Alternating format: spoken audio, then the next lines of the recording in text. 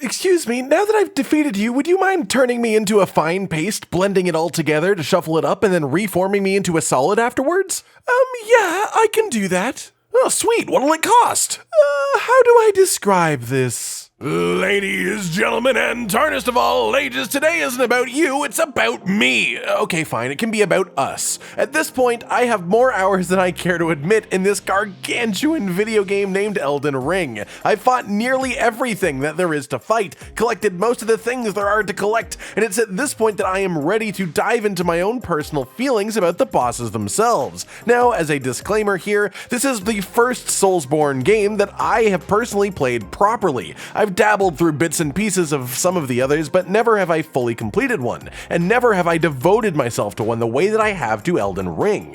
While the other two voices that appear on this channel, Josh and Aaron, have played every single game in the series countless times, I personally have a very opposite perspective. And so while their favorite bosses and your favorite bosses may be influenced by bosses of games past within the franchise and how they compare to those, my opinions are almost entirely based within Elden Ring itself. The fight will be a major component, but I'm a bit of a sucker for lore, so of course we will be talking a lot about that too, and it should go without saying, but this video will be absolutely full of spoilers given the content at hand. Beginning then without further ado, number 5.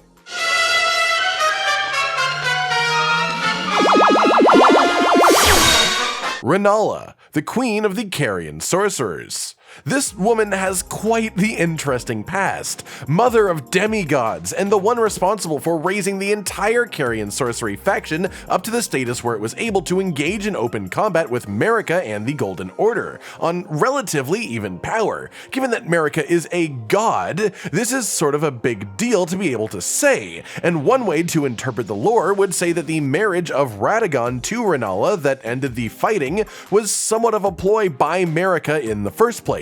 A peaceful solution to an otherwise massive problem. This marriage gave birth to multiple children, and eventually, without warning, Radon left Ranala, leaving her absolutely heartbroken. From here, each of her children were granted the status of demigod, leaving her extremely and utterly just alone. This story is extremely heart-wrenching to me. I empathize significantly with her situation, and it also really helps you contextualize what is happening in the fight. The fight itself then, the first phase is sort of neat, but very much it's a bit of a time sink as far as the fight goes, but conceptually it's supposed to sort of demonstrate just sort of where her mind's at, how unraveled that she's become.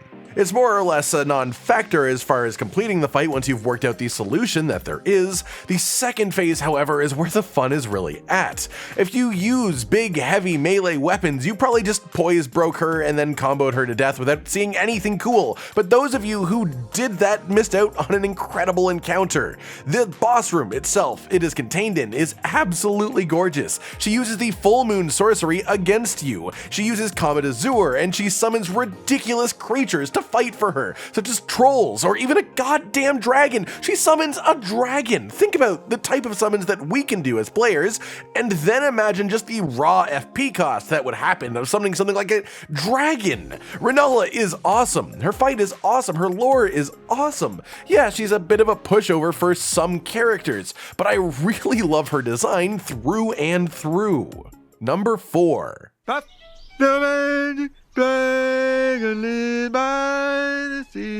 Bill, do you have any idea what that song is about? It's about a dragon. Dragonlord Placidusax. Oh, this is where things get extra interesting when it comes to lore as well. For those who haven't worked it out yet, the Erd tree was not always within the lands between. Before it, there was some other type of great tree controlled by some other great being. We had another god that was not Marika, and that god had a consort. This consort was Dragonlord Placidusax. Essentially, he was to this god what the Elden Lords are to Marika. In other words, he's a bit of a really big deal, especially considering the god that he obeyed had some sort of powers over time itself, hence the setup for us fighting the Dragonlord in the game involving essentially time travel. In the form that we see him in, he has already been through incredible battles, lost multiple heads, lost the tip of his tail, and he continues to wait here biding his time until his god returns. Instead, what he gets is you, disturbing his rest. When in the actual fight, the surrounding arena is goddamn incredible. incredible. Seeing it all put together again is amazing. Considering this is what the entirety of Crumbling Fair Missoula is made of, this is where all those little bits of Colosseum littered around the map came from. All from this location before the event that caused it to split.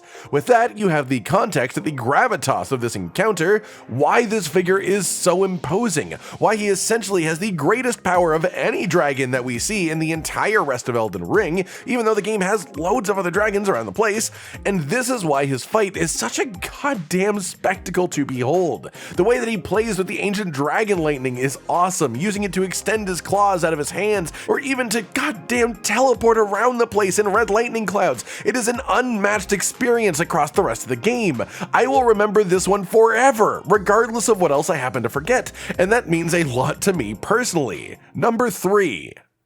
A horse! A horse!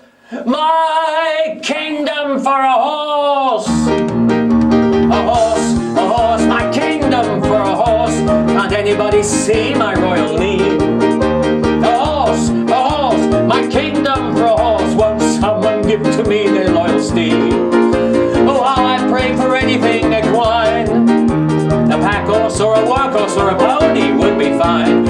Anything that I may stay the course. A horse, a horse, a horse. General Radon. One of the sons of Queen Ranala and Radon, himself a demigod, Radon is a very special character in my heart. Not because I bond with the sad story of his parents or something like that specifically, no, because this dude is an absolute badass. He was a soldier who, upon realizing his source would never be able to carry his weight, devoted himself to the study of gravity magic in order to reduce the load on his horse and be able to take his beloved steed into battle. In his pursuit of animal friendship, he became such a strong gravitational sorcerer that he had the ability to hold back these stars themselves, which he has done for years before we encounter him, preventing them from colliding with the lands between. After a conflict with Melania, she released the Scarlet Rot and it infected him entirely. In his state of slowly rotting away, essentially a zombie with no thoughts of his old self persisting in his head, he still held back the stars, and this was the sole reason that he lived. As a result, his soldiers, the men who fought under him, who loved, admired, and respected him so much, they organized the Festival of War as it was the only way possible to bring down General Radon for good, to put him at peace and let him rest, even in his barely functioning, fully overgrown with scarlet rot state. He was strong enough then that he required this in order to kill him. Take that then and now apply it to his fight, and it makes a ton of sense why it happens the way that it does. You walk into this large desert, he fires arrows at you from a distance, and you have loads of summon signs around the place. You summon an absolute legion of allies to assist you along the way, and if they fail, you can just summon them again. This is an event to gather the greatest warriors of the entire land, renowned for their glories, and they have an inbuilt respawn system to make sure that Radon will fall at the end of this. And even then, you can still die quite easily, because Radon is a fucking badass. He turns himself into a meteor. For fuck's sake, he controls gravity with his swords. He fires rocks around everywhere, and he is just extremely strong as a whole. If this was a list of my favorite characters in the game, he would be number 1. His fight is super cool, but I don't think it is the best. His lore, however, my god, his lore, he's just the perfect man. Number 2.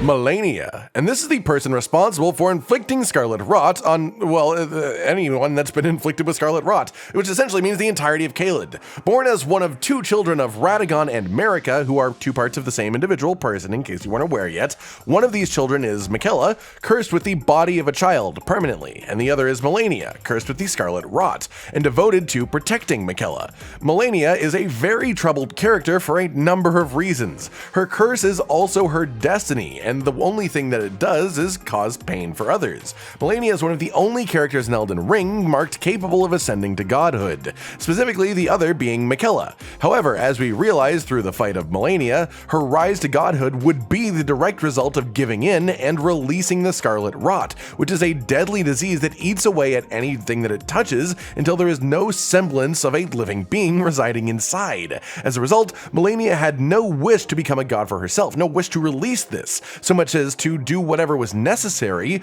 to ensure that Miquella would become a god himself. In fighting Radon, when she does, she realizes she is outmatched in this fight and is forced to choose, either to lose the fight or to release essentially the plague on an entire region of the world. She chose the latter, and Caelid became how we see it today. After this fight, she essentially entered a coma before being carried back to the Halley Tree by one of her clean rot knights, where she presumably laid sleeping until the moment that we walked through the boss door. Context for this achieved, let's talk about the fight itself. Every time she connects a hit with you, whether it does damage or not, she will gain health. The first phase is full of insanely quick attacks. She doesn't have a massive health bar, but she can be really hard to hit, difficult to dodge, and of course she does heal herself too, as I've already mentioned. Upon emptying her health bar once, however you manage it, you will reach the second phase. Essentially, you'll do exactly what General Radon did and force her to make the choice between losing and dying or releasing the Scarlet Rot. Thus is born Melania, Goddess of Rot. I mean, according to the boss title at the bottom, you have just witnessed her literal finished ascension to being a goddess, and given how she looks now, I totally buy that as well. She never wished to be a goddess though, she simply became one because the hardship that she fought along the way to taking care of her brother pushed her to it, and while the decision she made released immeasurable pain upon the world around her, it did come from a place of understandable rationality, even if it is a condemnable act. If she dies, she cannot protect her brother. Do whatever it takes to survive. That is the logic here. Even if she hurt other people, she was just trying to take care of herself and the people she cared about. The second phase of the fight itself is exceedingly pretty. She blooms into a scarlet rot flower as parts of her attacks. She has wings made of flowers. It's just an unbelievably beautiful fight, on top of being an incredibly crafted experience that is totally unique from the other bosses in the game and how it actually plays out as well. Number 1. What's the matter, cat? Got your tongue? Godfrey / Horah Loux. Here we go into a meaty one. This guy is the father of all Tarnished. The player is either one of his descendants or a descendant of one of his personal soldiers, depending on your interpretation of the lore. But essentially, early during Marika's reign as god, she established the concept of an Elden Lord, the one who she would marry and essentially be using as a force of war. She found Horah Loux, the barbarian warrior, who fiercely fought with his own hands, causing the earth to tremble beneath his feet, and in order to make him fit the position of Elden Lord, she forced him to keep his bestial side in check. This was done through his lion companion, who literally would hold his back to, well, hold him back, keep him in check, and give him the lordly manner afforded to Godfrey, the first Elden Lord. This fight may just be the most enjoyable experience in the whole game as far as I'm concerned. There is a very palpable rhythm to the whole thing. It's like it has a heartbeat.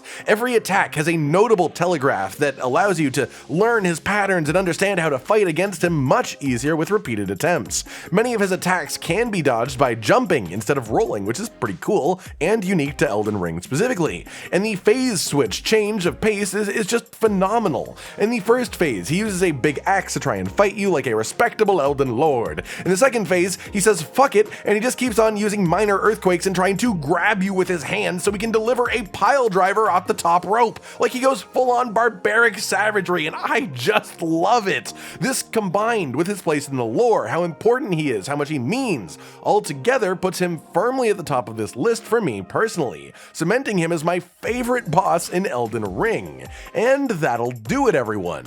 I've been Cotton Dinosaur from RageGamingVideos, and this has been my personal top 5 bosses in Elden Ring. Does this align with your choices on the matter, or am I crazy? Which bosses deserve a spot on this list? Which bosses should be removed? Tell me your thoughts in the comments below. Like if you like the video, subscribe and hit the notification bell for more, and most importantly, ladies and gentlemen, until next time, stay sweet.